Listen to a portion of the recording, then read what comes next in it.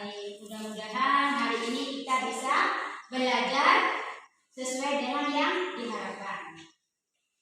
Baiklah anak-anak,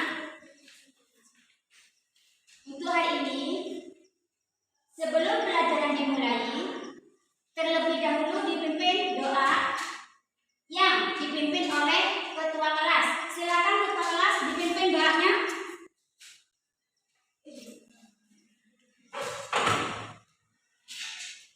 Sebelum mulai pelajaran, kita berdoa seperti dalam doa mulai.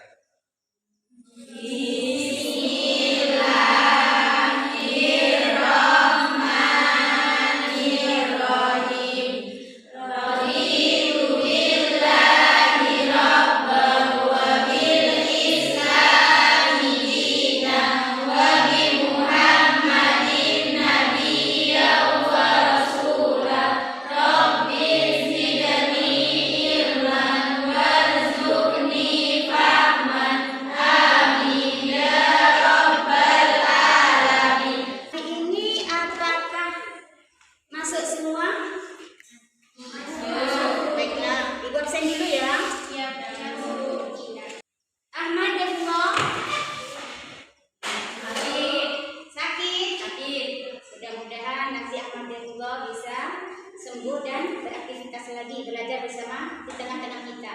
Amin. Aida Sofia. Bagaimana? Bajunya sudah dimasukkan semua? Sudah, Bu. Hari ini apakah kalian sudah siap untuk belajar? Siap. Menerima pelajaran dari Ibu sudah siap? Siap. Tadi malam belajar apa enggak?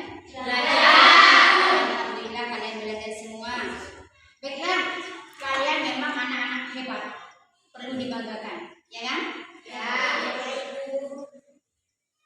Kali ini Ibu akan membahas tentang iman kepada qada dan qadar. Termasuk rukun iman kepada apakah? Iman kepada qada dan qadar itu benar dan benar. Oke. Sebelum masuk ke materi ini, Ibu akan tanyakan materi sebelumnya. Masih ingatkah kalian? Tentang apa? Iman kepada hari akhir. Kalian sudah tahu apa enggak? Iman, masih ingat apa enggak? Iman kepada hari akhir itu apa?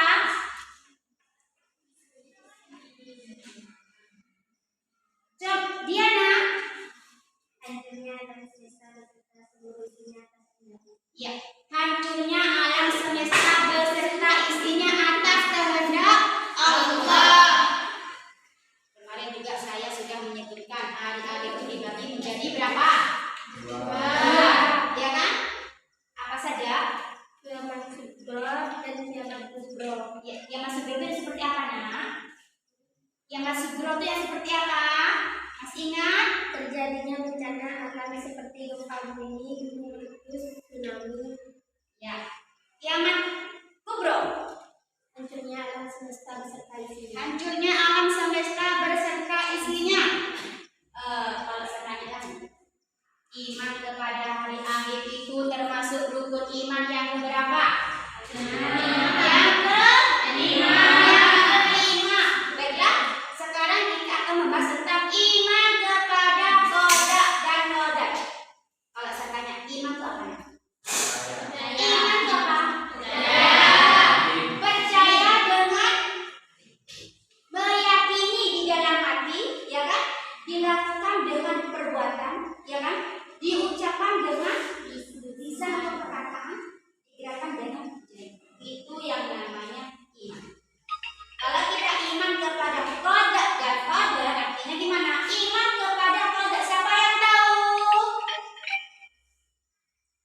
Ya, yang mana? Pada menurut bahasa adalah hukum, ketetapan, kehendak, pengetahuan, dan penciptaan. Sedangkan menurut istilah ketetapan Allah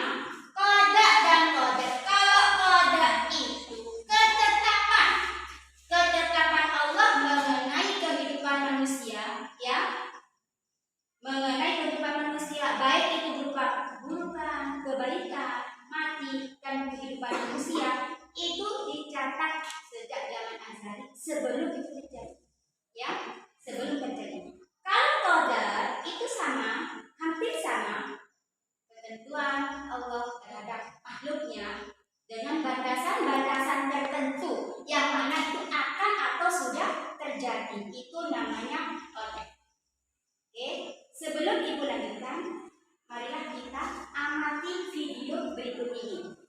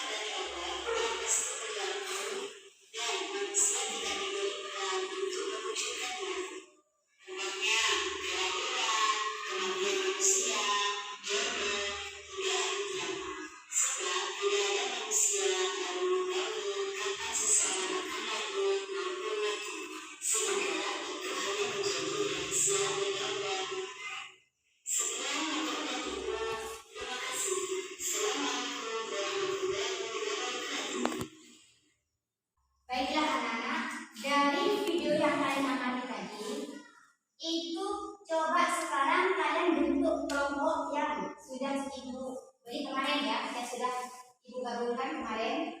Tolong kalian sekarang bentuk kelompoknya seperti kemarin dan nanti presentasikan apa yang tadi ibu tayangkan di video tersebut. Ya, hasilnya presentasikan apa yang terjadi di video tersebut, kemudian presentasikan perwakilan satu orang satu kelompok nanti maju ke depan. Ya anak? Oke. Apa sekarang bisa dimulai? Silakan. Sesuai dengan kelompoknya yang kemarin ibu bentuk ya, sesuai kelompok yang ibu bentuk kemarin. Ibu kasih waktu 20 menit kalian untuk berdiskusi. Kemudian nanti kalau sudah selesai maju perwakilan satu kelompok satu orang ke depan. Presentasikan ya. Oke. Apa maksud dari video yang ibu tayangkan tadi itu apa? Kalian jawab. Kemudian nanti disanggah sama teman-temannya. Sudah anak? Oke, kelompok satu tolong maju ke depan. Ketua kelompoknya maju ke depan mewakili untuk mempresentasikan hasil diskusinya. Maju ke depan kelompok satu. Diana.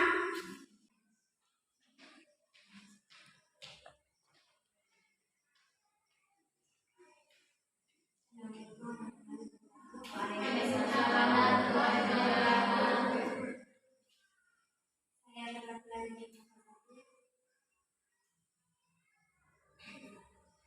hubungan antara budaya dan budaya sangat erat dan tidak dapat dipisahkan. Dalam kehidupan sehari-hari, kita terbiasa menggunakan kata itu. Sebagaimana telah dijelaskan, tadi adalah hukum, ketetapan, kehendak yang diciptakan Allah yang tertulis sejak zaman azali dan berlaku untuk semua manusia. Seperti di video yang sudah kita perhatikan, bahwa manusia tidak dapat menjadi kematian.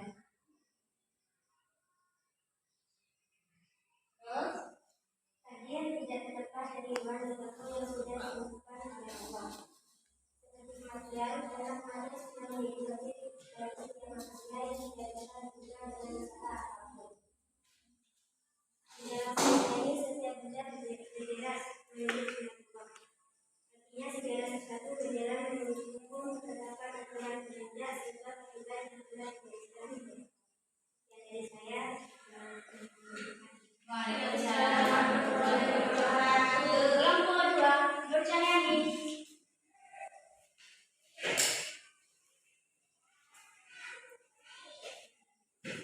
Assalamualaikum warahmatullahi wabarakatuh. Waalaikumsalam warahmatullahi wabarakatuh. Saya mewakilkan kelompok dua akan menerangkan hasil diskusi kami.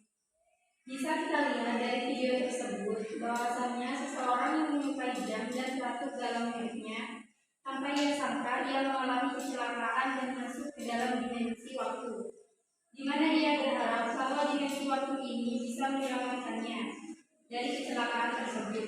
Meskipun berulang kali ia coba menggangnya, tetapi tidak berhasil, sampai akhirnya ia pasrah dan tidak berharap pada waktu, dan ia terhindar dari kecelakaan tersebut.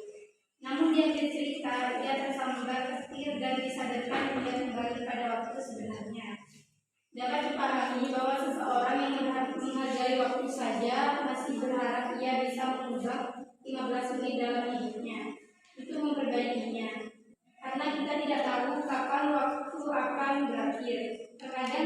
kesibukan dan rutinitas dapat membuat kita lupa bersyukur dan menyadari nilai hidup seutuhnya atas apa yang sudah ditentukan oleh Allah SWT. Sekian dari saya. Dari keterangan tadi, dari hasil kelompok tadi ya, kelompok 1, kelompok 2, kelompok 3 itu menerangkan tentang masalah apa? Takdir atau qadar. Qadar dan qadar. Yang mana kalau qadar ya, saya terangkan. Qadar ketetapan Allah ya mengenai makhluk hidup yang sudah ditulis sejak zaman azali, yang mana itu belum. Intinya seperti itu. Sedangkan takdir itu ketentuan Allah mengenai makhluk hidupnya ya, yang sama-sama juga ditulis sejak zaman azali, akan tetapi kejadian itu sedang terjadi atau sudah terjadi, itu yang namanya qadar. Ya, qadar itu disebut dengan takdir. Adapun takdir itu seperti apa? Kematian, rezeki, amal dan nasib. Dari sini ini takdir semua nak ya. Takdir itu bisa rezeki, kematian, apalagi amal dan nasib. Itu termasuk takdir Allah. Yang mana takdir ini nak sudah dicatat sama Allah 50.000 tahun sebelum manusia itu dilahirkan. Dan dicatatnya itu sejak apa? Ketika manusia itu dimasukkan, dicatatnya itu ketika manusia berumur berapa? 4 bulan di dalam kandungan. Yang takdir sudah dicatat 50.000 tahun sebelum manusia itu dilahirkan. Apa kata saya tadi? Belum apa? Takdirnya belum apa? Kematian. Terus apa lagi? Rezeki, amal dan nasib. Dari takdir ini nanti dibagi menjadi 2. Apa saja? Takdir mu'allaq dan takdir mubram. Ya. Yang masuk ke takdir mu'allaq itu yang mana? Yang masuk ke takdir mu'allaq itu yang mana? Yang mu'allaq nah, ya. Yang masuk ke takdir mu'allaq, kita kan takdir itu ada kematian, ya kan? Kemudian apa? Rezeki. Apalagi? Amal. Apalagi? Nasi. Oke. Sekarang yang masuk ke takdir mu'allaq itu yang mana? Yang masuk ke takdir mu'allaq rezeki sama apa? Sama amal. Rezeki kok bisa Bu? Ya, kok bisa Bu? Padahal kita tahu rezeki, jodoh dan maut itu ada di tangan Allah. Ada seperti itu kan? Ya. Sekarang kita bahas. Rezeki, amal itu masuk ke takdir apa nak? Takdir mu'allaq. Sedangkan kematian dan nasib ini masuk ke takdir mubram. Ya, mubram. Bisa dilihat? Bisa.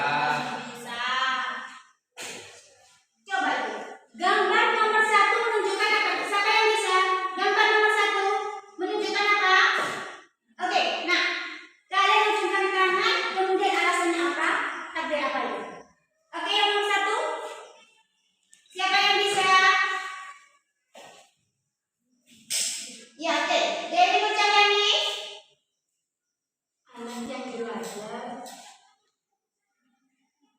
Anak yang belajar karena ingin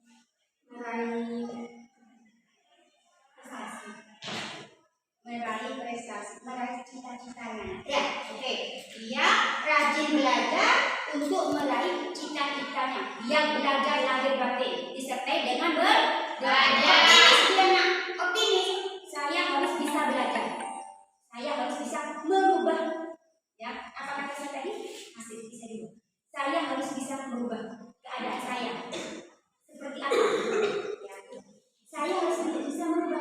Saya harus menjadi orang sukses. Makanya saya harus belajar. Kalau saya seperti ini, saya akan selalu ditindas karena seorang tidak punya. Nah, ada sebagian berpendapat seperti itu. Makanya dia rajin belajar untuk meraih cita-cita. Maksudnya takdir apa ini? Takdir mu'alaf. Takdir mu'alaf. Yang ini. Siapa yang bisa? Yang gambar 2. Oke, siapa lagi yang bisa nak? Dijawab, kemudian alasan itu apa? Termasuk takdir apa?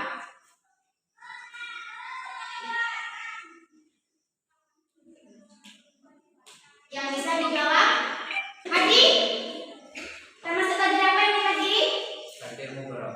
Takdir mubroh kenapa nak? Karena kematian.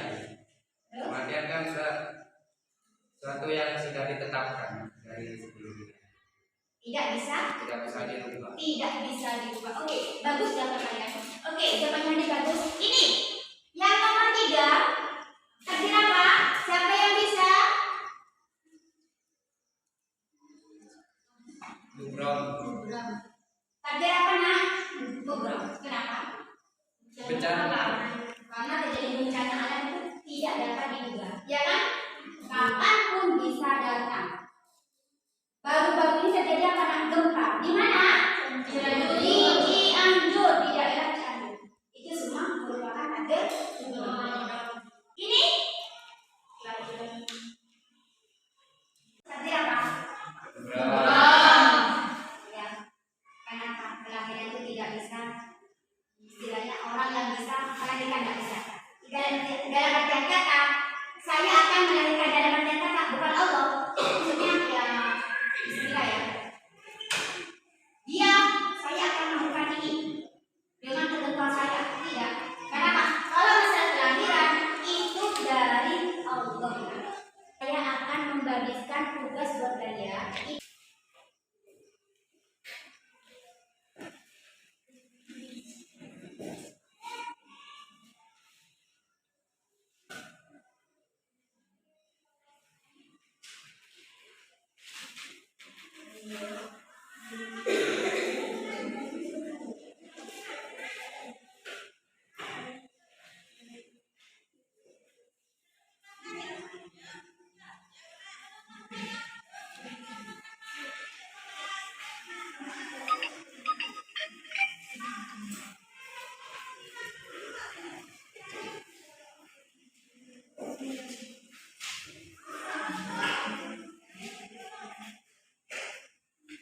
Ya, anak-anak, sudah kalian kerjakan tugasnya? Sudah.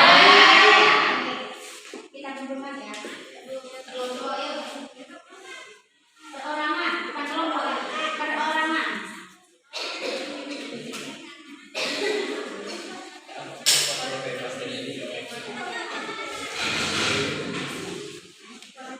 Sudah? Sudah. Dari keterangan ibu tadi, siapa di antara kalian yang bisa menyimpulkan? Saya Bu, Oke, coba Haji. iman kepada qadar dan qadar itu meyakini dengan sepenuh hati bahwasanya Allah itu telah menentukan dan menetapkan apa yang terjadi pada semua manusia. Ya. Jadi intinya kita harus beriman kepada qadar dan qadar. Kenapa? Kita tahu iman kepada qadar dan qadar itu tidak pernah terhindar dari kehidupan kita sehari-hari. Pasti akan mengalami yang namanya qadar dan qadar. Ya kan? Kita jalan tidak dipakai jatuh, ya kan? Jangan tahu apa yang kita loh pulang dari sekolah, apa yang akan terjadi ini Allah, ya kan? Kita nggak bisa menentukan masa kita, nggak bisa. Sebelum itu ya, harapan ibu sama kalian cepat rajin belajar. Untuk pertemuan kedua nanti, pertemuan minggu depan, kita akan membahas tentang dalil-dalil yang berkaitan dengan qadar dan qadar. Itu nanti kalian pelajarin ya. Surat Az-Zumar ayat 53, surat Al-Jumu'ah ayat 10, dan Al-Imran 159. Belajar setiap hari Jumat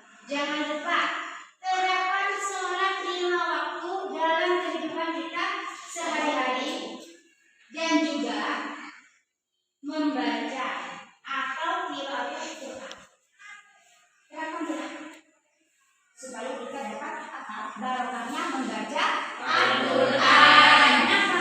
Itu pahalanya akan kembali kepada diri kita Sendiri. Baiklah anak-anak, kita akhiri pelajaran ini dengan bacaan hamdalah bersama-sama.